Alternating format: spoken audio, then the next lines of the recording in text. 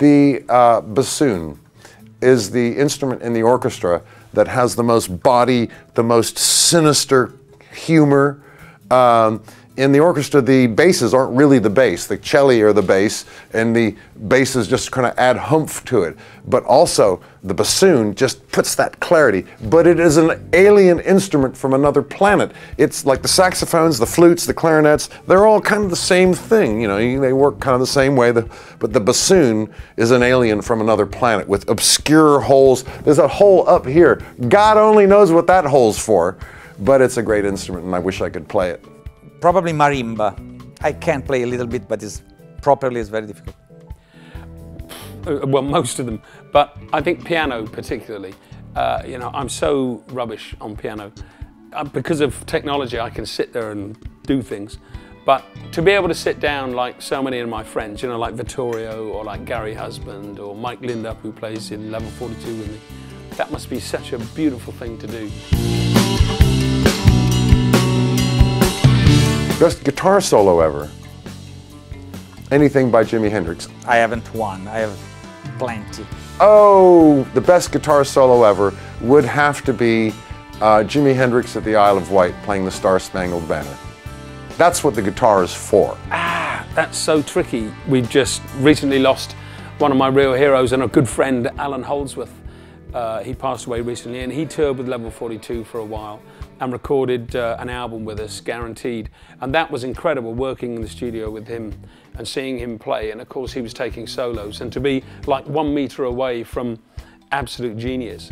It's rather similar to sitting there 1 meter away from Adrian Belew, because he's pulling sounds out and coming up with these incredibly inspired solos that, you know, I'm just sort of left jaw-slacked.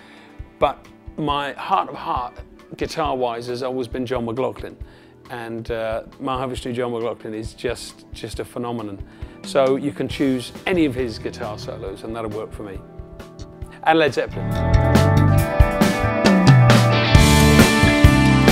Best drum solo ever, wow, would have to be, it's not the best solo ever, but it's my favourite one because I was, you know, 9 years old, and that's Toad by Ginger Baker on Wheels of Fire.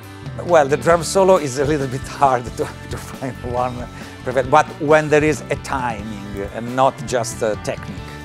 Best drum solo ever, that's an easy one. Joe Morello, Take 5.